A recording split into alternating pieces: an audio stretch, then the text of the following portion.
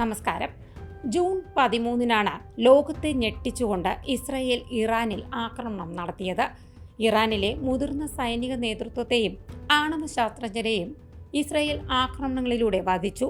ഇറാനിലെ തന്ത്രപ്രധാനമായ ആണവ സൈനിക കേന്ദ്രങ്ങളിലും ഉദ്യോഗസ്ഥ ഭരണ നേതൃത്വങ്ങളെയും ടാർഗറ്റ് ചെയ്ത് ഇസ്രായേൽ ആക്രമിച്ചു. ഓപ്പറേഷൻ റൈസിംഗ് ലയൺ ഇറാനിൽ തുടരുമ്പോൾ മുൻകൂട്ടി നിശ്ചയിച്ച ലക്ഷ്യങ്ങൾ ഓരോന്നായി ഇസ്രായേൽ നടപ്പാക്കുകയാണ്. ഇറാനിൽ ഇസ്രായേലിൻ്റെ ചാരശൃംഖല എത്രമാത്രം നുഴഞ്ഞു കയറി എന്നതിൻ്റെ തെളിവായിരുന്നു പലതും. ഇറാന്റെ പ്രമുഖരായ സൈനിക മേധാവികളെയും ആണവ ശാസ്ത്രജ്ഞരെയും തിരഞ്ഞു പിടിച്ച് വധിക്കുന്നതിന് നിർണായകമായത് മൊസാദിൻ്റെ ഏജന്റുമാർ നൽകിയ രഹസ്യ വിവരങ്ങളാണ്. കുറച്ചു കാലമായി ഇറാനിനുള്ളിൽ മൊസാദ് ചാരന്മാർ വലവിരിച്ചു തുടങ്ങിയിട്ട്. ഇറാനിലെ ആക്രമണങ്ങളൊക്കെ പെട്ടെന്നൊരു ദിവസം തീരുമാനിച്ച് നടപ്പാക്കിയതല്ല. ഇപ്പോഴത്തെ യുദ്ധം 2018 മുതൽ ഇസ്രായേൽ തയ്യാറാക്കിക്കൊണ്ടിരുന്ന പദ്ധതിയുടെ ഭാഗമാണ്. ഇറാൻ നടപ്പാക്കുന്ന ആണവ പദ്ധതികളുടെ വിവരങ്ങൾ 2018 ജനുവരി 31-ന് മൊസാദ് ചോർത്തിയിരുന്നു. മൊസാദ് ചോർത്തിയ വിവരങ്ങളിൽ ഇറാന്റെ ആണവായുധ പദ്ധതിയായ പ്രോജക്റ്റ് അമാദിന്റെ വിവരങ്ങളുണ്ടായിരുന്നു. രഹസ്യമായി നടത്തിയ പരീക്ഷണങ്ങളുടെ വിവരങ്ങളും ചെറിയ ആണവ പോർമുനകൾ ഉണ്ടാക്കുക, ഇറാൻ വികസിപ്പിച്ച ഷഹാബ് 3 മിസൈലിൽ ആണവ പോർമുന ഘടിപ്പിക്കാനുള്ളതിൻ്റെ ബ്ലൂ പ്രിന്റ് എന്നിവയൊക്കെ ഇസ്രായേൽ തിരിച്ചറിഞ്ഞു. ഈ വിവരങ്ങൾ ഇസ്രായേൽ US ഉൾപ്പെടെയുള്ള രാജ്യങ്ങളുമായി പങ്കുവെച്ച് ഇറാന്റെ ആണവായുധ പദ്ധതികൾ മുൻപത്തേക്കാൾ വലുതാണെന്ന് രാജ്യങ്ങളെ ബോധ്യപ്പെടുത്തി. 2015-ൽ UN രക്ഷാസമിതി സ്ഥിരാംഗങ്ങളുമായി ഒപ്പുവെച്ച ആണവ കരാറിന് ശേഷവും ഇറാൻ തങ്ങളുടെ ആണവായുധ പദ്ധതികൾ രഹസ്യമായി മുന്നോട്ട് കൊണ്ടുപോയി എന്നും ഇതിൽ നിന്നും തെളിഞ്ഞു. ഈ നിർണായക തെളിവുകൾ ചോർത്തിയ ബുദ്ധികേന്ദ്രം മൊസാദായിരുന്നു. ഇറാന്റെ മണ്ണിൽ ചിന്തയ്ക്കതീതമായി ചാരപ്രവർത്തനം നടത്തി ഇസ്രായേൽ ഒന്നുകൂടെ ഞെട്ടിച്ചിരിക്കുകയാണ്. തങ്ങളെ കോമ്പീറ്റ് ചെയ്യാൻ ആരുണ്ടെന്ന് വെല്ലുവിളിക്കുമ്പോഴും ജീവൻ പണയം വെച്ചുള്ള ചാരപ്രവർത്തനമായിരുന്നു ഇതെന്ന് ആരും സമ്മതിക്കും. ഈ ചാരപ്രവർത്തനങ്ങൾക്ക് തെളിവായി മൊസാദ് പല വീഡിയോകളും സമൂഹ മാധ്യമങ്ങളിൽ പങ്കുവച്ചിരുന്നു. മൊസാദ് ഈ മിഷനിൽ ഇറാൻ പൗരന്മാരെയും പങ്കാളികളാക്കിയിരുന്നു. ഇറാൻകാർക്കിടയിൽ തന്നെ ഭിന്നിപ്പുണ്ടാക്കി ചാരപ്രവർത്തനത്തിന് ഉപയോഗിച്ചു. ഇറാനിൽ ഡ്രോൺ സംവിധാനം ഒരുക്കണമെങ്കിൽ അത് അത്ര എളുപ്പമൊന്നുമല്ല.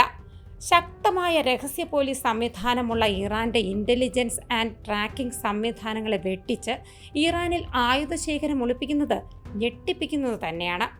ലോകരാജ്യങ്ങളെ അസൂയപ്പെടുത്തുന്നതായിരുന്നു മൊസാദിന്റെ ഈ വിജയം. ഭീകരതയും സ്വന്തം രാജ്യത്തിന് നേരെയുള്ള വെല്ലുവിളികളെയും എങ്ങനെ നേരിടണമെന്നുള്ള റെഫറൻസ് തന്നെയാണ് മൊസാദിന്റെ പ്രവർത്തനങ്ങൾ. 1948 മെയ് 14-ന് ആധുനിക ഇസ്രായേൽ രൂപം കൊള്ളുന്നു. രണ്ടാം ലോക മഹായുദ്ധകാലത്ത് ആയുധശക്തിയും വലിയ സൈനിക പിൻബലവുമുള്ള അറബ് രാജ്യങ്ങൾക്കെതിരെ മറ്റ് രാജ്യങ്ങളുടെ പിന്തുണയോ അത്യാവശ്യം നല്ല ഒരു സൈന്യം പോലും ഇല്ലാതിരുന്ന ഇസ്രായേൽ, അതായിരുന്നു അന്നത്തെ അവസ്ഥ. കരുത്തരായ ശത്രു രാജ്യങ്ങൾക്ക് മുന്നിൽ എത്ര കാലം ഒരു കൊച്ചു രാജ്യത്തിന് പിടിച്ചു നിൽക്കാൻ സാധിക്കും എന്നതായിരുന്നു ഏറ്റവും വലിയ ചോദ്യം. പക്ഷേ ശത്രുക്കളെ മാത്രമല്ല, ലോകത്തെ തന്നെ അവർ അമ്പരപ്പിച്ചുകൊണ്ട് അറബ് രാജ്യങ്ങളെ അവർ ഒറ്റയ്ക്ക് നേരിട്ടു.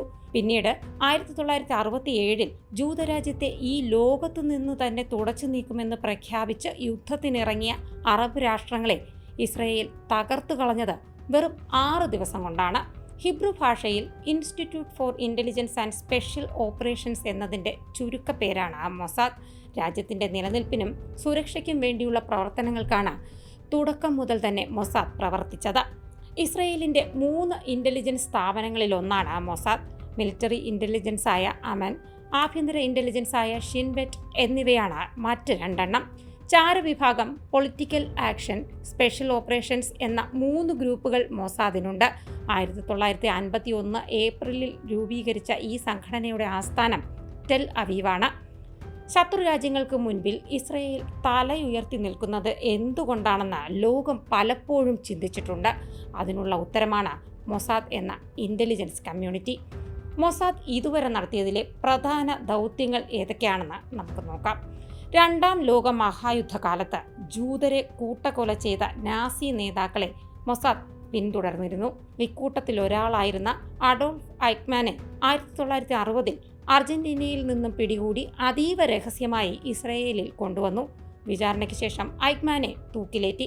1976-ൽ പലസ്തീൻ വിമോചന മുന്നണി എയർ ഫ്രാൻസ് വിമാനം റാഞ്ചി ഉഗാണ്ടയിലെ എൻഡബെ വിമാനത്താവളത്തിലെത്തിച്ചു. ഇസ്രയേൽ പൗരന്മാർ ഉൾപ്പെടുന്ന 104 യാത്രക്കാരെ വധിക്കുമെന്നായിരുന്നു ഭീഷണി. എന്നാൽ 3700 കിലോമീറ്റർ താണ്ടി എത്തിയ ഇസ്രയേൽ കമാൻഡോ സംഘം ബന്ദികളെ മോചിപ്പിച്ചു.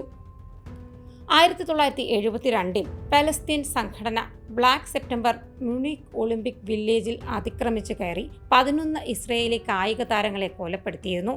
20 വർഷം നീണ്ട ദൗത്യത്തിൽ ഇതിന് പിന്നിലുള്ള 7 പേരെയും മൊസാദ് വധിച്ചു. 2010 ഹമാസ് സൈനിക മേധാവിയെ ചൈനയിലേക്ക് യാത്ര ചെയ്യുന്നതിനിടെ ദുബായിൽ വെച്ച് മൊസാദ് സംഘം വധിച്ചു. 2024 ഹമാസ് മേധാവി ഇസ്മായിൽ ഹനിയെ ടെഹ്റാനിൽ വധിച്ചതും മൊസാദാണ്. കഴിഞ്ഞ വർഷം സെപ്റ്റംബറിൽ തെക്കൻ ലെബനനിൽ ഹിസ്ബുള്ളയ്ക്കെതിരെ പേജർ വോക്കി ടോക്കി സ്ഫോടന പരമ്പര നടത്തിയതും മൊസാദ് ആയിരുന്നു. തുടർന്ന് ഇപ്പോൾ ഇറാനിലും. ഇറാൻ ലെബനനിലെ ഹിസ്ബുള്ളയ്ക്കും യമനിലെ ഹൂതിക്കും ഇറാഖിലെയും സിറിയയിലെയും വിവിധ സായുധ സംഘടനകൾക്കും സാമ്പത്തിക സഹായവും ആയുധവും നൽകുന്നതിൻ്റെ പേരിൽ പലരുടെയും പ്രീതിക്കും അപ്രീതിക്കും പാത്രമായിരുന്നു. ഇസ്രയേലിനെതിരെ നടത്തുന്ന ഈ നിഴൽ യുദ്ധങ്ങൾ ഇതുവരെയും നേരിട്ടുള്ള പോരാട്ടത്തിലേക്ക് എത്തിയിരുന്നില്ല.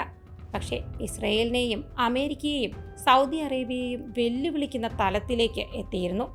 സായുധ സംഘടനകളെ ഉപയോഗിച്ചുള്ള ഇത്തരം ആക്രമണങ്ങൾക്കൊപ്പം ഇറാന്റെ ആണവ പരിപാടികൾ, സുരക്ഷാ ഭീഷണി തുടങ്ങിയ കാരണങ്ങളാണ് ഇപ്പോൾ ഇറാൻ ഇസ്രയേലിന്റെ ആക്രമണത്തിനിരയായത്. മറ്റൊരു വീഡിയോയുമായി വീണ്ടും കാണാം. ചാനൽ സബ്സ്ക്രൈബ് ചെയ്യുക.